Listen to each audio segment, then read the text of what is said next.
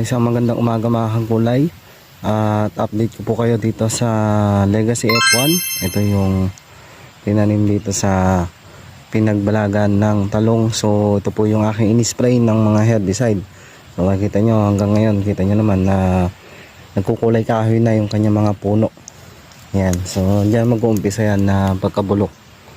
Ayan, so ito ipitan ko pa to para akyatan ng aming tinanim dito. So update ko kayo dito sa pipino.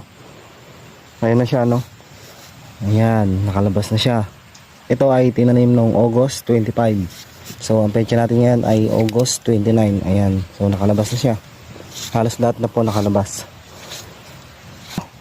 Siyempre may gagamitin na tayong mga insecticide dito para sa ganun hindi po kagatin yung mismong puno ng ating mga pipinong maliliit, kasi murang-mura pa po yan, kaya kailangan po siyempre agapan na natin para mas maganda at hindi na tayo mahirapan pa.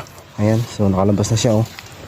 So update na lang po kayo ulit sa susunod na video para po sa ganun makita nyo rin po yung aking tanim na pipino, kung paano pa yung aking mga gagawin dito para dagdag kaalaman na rin po, lalo na sa mga baguhan nating magtatanim ng gulay, para hindi naman po masyadong lumaki ang kanilang mga puhunan, lalo na hindi naman natin pinupulot ang mga puhunan natin. Ayan, ayan, ganda ng tubo, oh.